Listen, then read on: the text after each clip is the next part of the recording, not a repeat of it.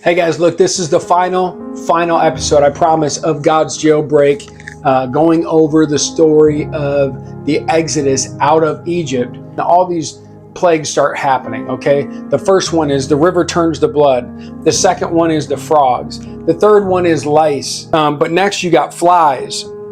Flies just everywhere. Think about that, guys. Flies everywhere. And I don't know if you know that flies are not... It's not like you can keep them out of anywhere, right? It's a flying insect.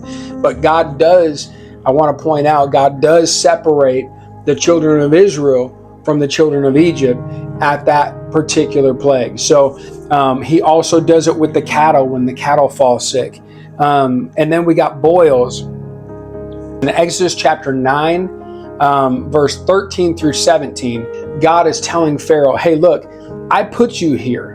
I put you in the position that you're in, and now what you're doing is you are starting to tell my people that they cannot come out and they cannot worship me, and that becomes a problem, okay? Anytime that the enemy is trying to stop God's people from worshiping him, it is a problem. All of a sudden, God says, hey, look, I'm going to send hail on Egypt, and if you don't want your stuff destroyed, what you're going to want to do is you're going to want to go ahead and get your stuff inside.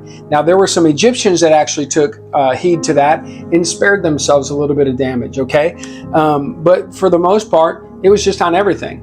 Now, I want to bring out some really powerful truths on these next few plagues that come up.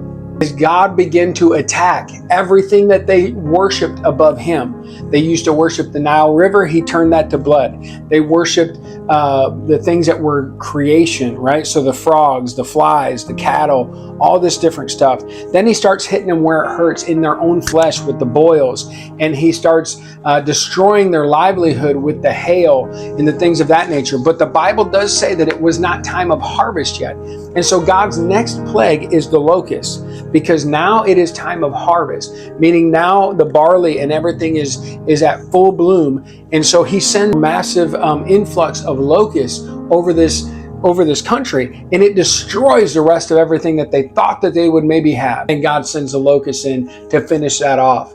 Okay, now watch. The crazy thing is this, and I want to read this to you. Hold on one second.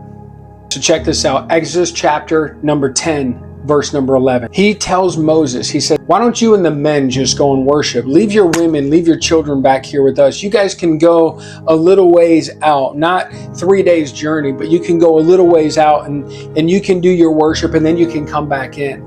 Okay. And it was at that point where God unleashes the locust. The very next thing that comes is darkness. Okay. What Pharaoh ends up doing was he says, you just go out. You go out with you and your children and maybe your ladies, but just leave your flocks and leave your things back here with us.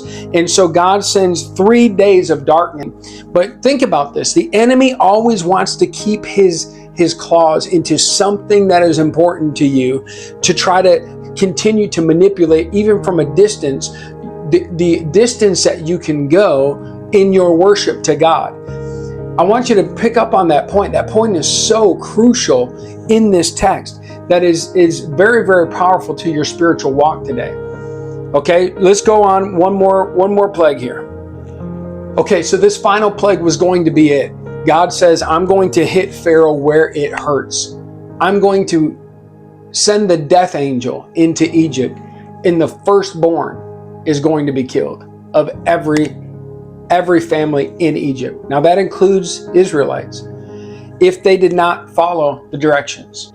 It was very specific, and used the blood from that lamb to put on each side of your door and across the top.